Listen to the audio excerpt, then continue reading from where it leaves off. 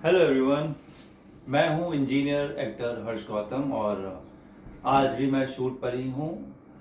तो पहली वीडियो में मैंने आपको बताया था कि एक्टर बनने के लिए आपको क्या क्या करना चाहिए। वही वीडियो को आगे बढ़ाते हुए मैं आज आपको कुछ पॉइंट्स बताना चाहूँगा। एक्टर बनने के लिए जैसा कि मैंने आपको पहली वीडियो में बताया था कि एजुकेटेड होना बहुत ज़रूरी है ना। उससे क्या होगा कि आप माइंड आपका शार्प होगा, आप बहुत सारी चीज़ें सीखेंगे, मार्केट में निकलेंगे, कॉर्पोरेट सेक्टर में जॉब करते हैं तो बहुत सारे लोगों से आप मिलते हैं, सबको समझने की कोशिश करते हैं। तो सेम जब स्क्रिप्ट आपके हाथ में आती है तो आप उसी हिसाब से परफॉर्म करने की कोशिश करते हैं और चीज़ों को समझते हैं, जल्दी ग्रैब करते हैं। और प्रैक्टिस करना बहुत ज़रूरी है। आपकी टारगेट सेट होना चाहिए कि आपको एक हफ्ते के अंदर कितने ऑडिशंस आपको बनाने हैं। मैंने जो टारगेट सेट किया था, एक हफ्ते में 4 ऑडिशन बनाने हैं, यानी कि हर 3 दिन में 2 और हफ्ते में 4। फिर 3 महीने के बाद मैंने फिर हफ्ते में 2 कर दिए और वो कंटिन्यू रहे। स्क्रिप्ट्स आती रही, इम्प्रूवमेंट होती रही और धीरे धीरे काम मुझे मिलता रहा। उसके अलावा आप मिले लोगों से, चाहे वो कास्टिंग डायरेक्टर हो, प्रोडक्शन हाउसेज हो, डायरेक्टर्स, डायरेक्शन टीम हो, जहाँ भी मौका मिल रहा है जिससे भी मिले। कोऑर्डिनेटर आपको काम नहीं दिलवा पाएंगे ज़्यादा, वो 1 से 2 दिन का ही काम दिला सकते हैं। वो फॉर एक्सपीरियंस आप उनकी कांटेक्ट में रह सकते हैं, लेकिन बड़ा काम करना है तो उसके लिए आप कास्टिंग डायरेक्टर का काम है ऑडिशंस लेना और उन ऑडिशंस को आगे फॉरवर्ड करना। और वहाँ पे फिर प्रोडक्शन और डायरेक्शन टीम होती है जो ये सब चीज़ें देखती हैं। घर पे टाइम वेस्ट बिल्कुल भी ना करें, कुछ मतलब नहीं है। मुंबई आके अगर आप घर में बैठे रहें, यहाँ मैंने बहुत सारे लड़के देखे हैं रूम पे बैठे रहते हैं, ना कोई इंट्रोडक्शन बनाते हैं, ना ऑडिशंस बनाते हैं, कुछ नहीं करते हैं, रूम पे पड़े रहते हैं दिन भर। तो आप एक्टर नहीं बन पाएंगे कभी भी ज़िंदगी में।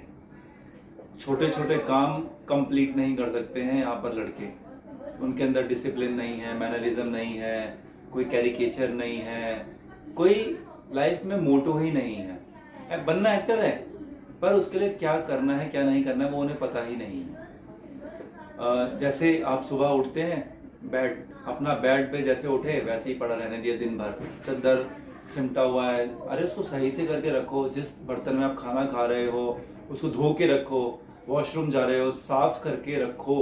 ये छोटे छोटे काम हैं। जब आप छोटे काम ढंग से नहीं कर सकते, बड़े काम आप जिंदगी में नहीं कर सकते और आप अचीव भी नहीं कर सकते। ये बात आप लिख के रख लीजिए। डिसिप्लिन बहुत बहुत जरूरी है, हार्डवर्क भी जरूरी है। There is no substitute of hard work. आपको हार्डवर्क करना ही पड़ेगा। आप नेपो किड नहीं है, आप किसी बिजनेसमैन के बच्चे नहीं है कि आपको कोई लॉन्च कर दे। तो मेहनत करना बहुत ज़रूरी है। और जैसा कि मैंने आपको बताया था कि कोई भी महंगा इंस्टीट्यूट ज्वाइन करने की ज़रूरत बिल्कुल नहीं है। क्यों ज़रूरत नहीं है कि आप खुद सोचिए, अपना दिमाग लगाइए कि लोग NSD ज्वाइन करते हैं, national school of drama, Delhi में, ठीक है। वहाँ पे 3 साल लगाते हैं वो लोग। तो जब वहाँ 3 साल लग रहे हैं उन लोगों को, तो आप 4 महीने में कैसे सीख सकते हैं। और NSD में एडमिशन ऐसे ही नहीं होता।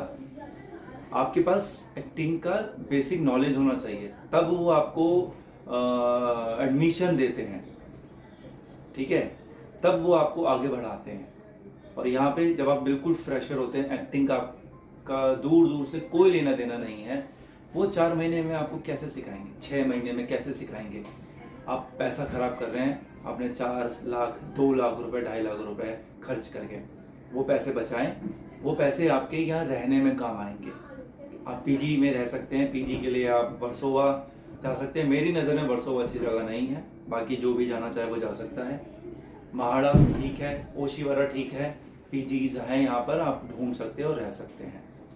उसके अलावा जो पैसे हैं आपके वो बच जाएंगे और काम आएंगे आगे, ठीक है।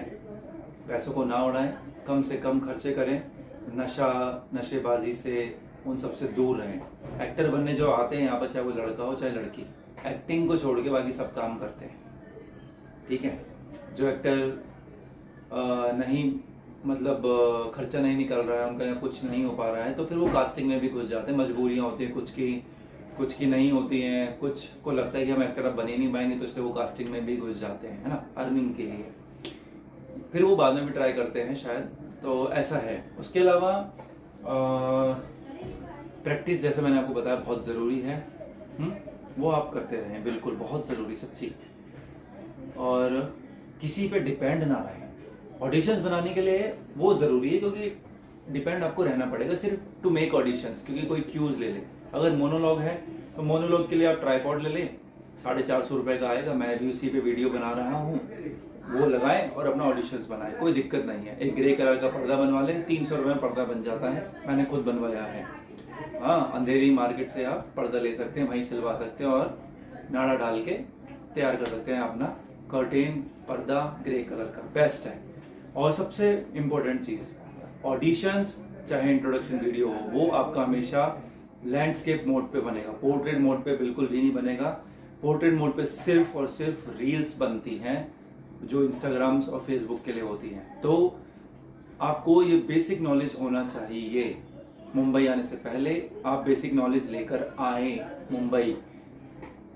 यूट्यूब पर वीडियोस बहुत सारी हैं, वहाँ से आप सीख सकते हैं कि ऑडिशंस कैसे बनाते हैं। लाइटिंग प्रॉपर होनी चाहिए, प्रॉपर कॉस्ट्यूम होना चाहिए एज पर कैरेक्टर, और अगर आपको वहाँ की किसी नेटिव लैंग्वेज आती है तो वो आप यूज़ कर सकते हैं, वो बहुत प्लस पॉइंट है। मुझे सिर्फ हिंदी, इंग्लिश, उर्दू आती है, इसके अलावा बिहारी थोड़ी बहुत, लेकिन वो थोड़ी बहुत से कुछ काम नहीं चलता है। वो प्रॉपर एक फ्लुएंट होना चाहिए कि यहाँ लगना चाहिए कि मुझे बिहारी या गुजराती या हरियाणवी टोन आती है, मैं बोल सकता हूँ, मैं तो ऐसा होना चाहिए, ठीक है। उसके अलावा आप क्या कर सकते हैं, घर पे मत बैठे रहें, जैसे मैंने कहा, प्रैक्टिस करते रहें। आप जैसे खाना बना रहे हैं या किसी से बात कर रहे हैं, अपने आप को ऑब्जर्व करें कि आप गुस्से में कैसे रिएक्ट कर रहे हैं, अपने मम्मी के साथ, पापा के साथ, उनसे हंस के कैसे बातें कर रहे हैं, या आपके पीजी में जो लड़के रह रहे हैं उनके साथ आपका कैसा रिएक्शन है। भले ही आप उनकी पीठ पीछे बुराई कर रहे हैं, तब आप कैसे रिएक्ट कर रहे हैं, आपकी आंखों में क्या है, वो आप देखिए। आप शीशे में अपने आप को देख सकते हैं कि आप उस समय आपके हाव भाव क्या है, तो वो ज़रूरी है करना। उसके अलावा मैंने जैसा कि कहा, डिपेंड नहीं रहना है। कोई अगर आपका दोस्त नहीं जा रहा है तो यार मैं भी नहीं जा रहा, ये नहीं सोचना। आपको जाना है तो जाना है। आपको खाना बनाना है तो आपको बनाना पड़ेगा ना, कोई दूसरा तो नहीं बनाएगा ना।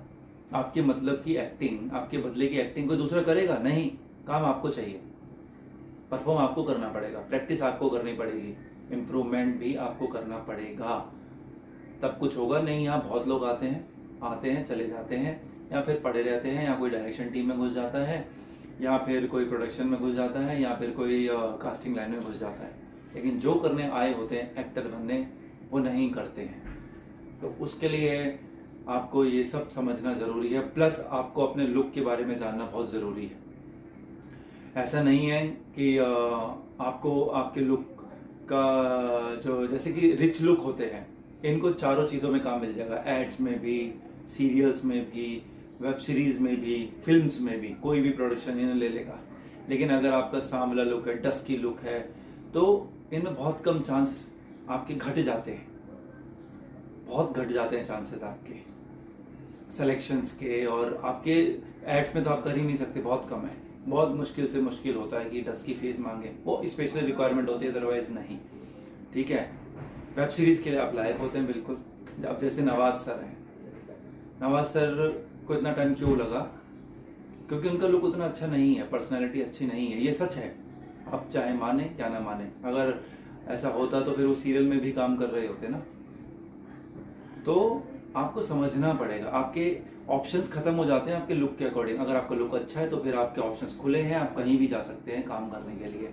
अगर आपका लुक उतना अच्छा नहीं है, अब वो तो देखो भगवान की देन है, उसमें हम कुछ नहीं कर सकते, पर हाँ, उसे आप ग्रूम कर सकते हैं, उसे अच्छा बना सकते हैं विद प्रॉपर कॉस्ट्यूम, अच्छे ड्रेसेस के साथ, अच्छे लुक्स के साथ, अच्छे हेयर स्टाइल के साथ, वो बहुत ज़रूरी है। और उससे भी ज़्यादा ज़रूरी, आप जब किसी से मिलने जा रहे हैं या शूट पर जा रहे हैं या सेट पर जा रहे हैं, आपका बिहेव, आप टाइम से पहले पहुंच रहे हैं या नहीं पहुंच रहे हैं, ये बहुत ज़रूरी है। हर चीज़ नोटिस होती है, छोटी से छोटी चीज़ नोटिस होती है सेट पर, कहीं पर भी। ऐसे ही इग्नोर मत करना ये छोटी से छोटी चीज़ को। जैसे मैंने कहा ना कि आप छोटी से छोटी चीज़ घर पे केयरलेसली, ना तो बेड बनाएंगे, ना बर्तन साफ करेंगे ढंग से, ना कुछ, जब तक आपको कोई टोकेगा नहीं। हम इंडियंस की ये प्रॉब्लम है एक्चुअली, हमारे अंदर डिसिप्लिन नहीं है, मैनरिज्म नहीं है, संस्कार नाम की चीज़ ही नहीं है। बहुत प्रॉब्लम है, हम ईगो अंदर भरा पड़ा है ना हमारे अंदर। तो ये ईगो जो है आपको अपना ख़त्म करना पड़ेगा, तभी आप आगे बढ़ सकते हैं। Thank you.